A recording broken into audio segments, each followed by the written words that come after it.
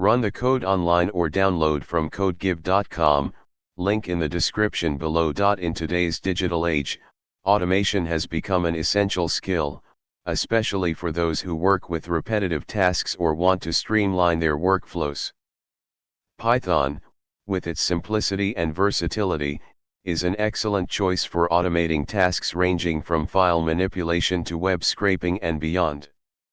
In this tutorial, we'll explore some basic automation techniques using Python, along with code examples to illustrate each concept.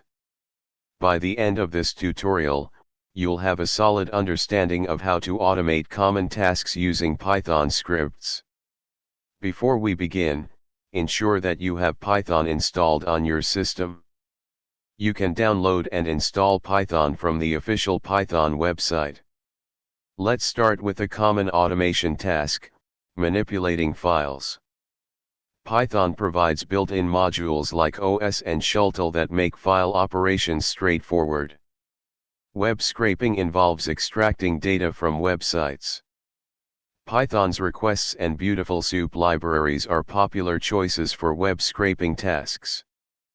Python's symplib library allows you to automate sending emails directly from your script.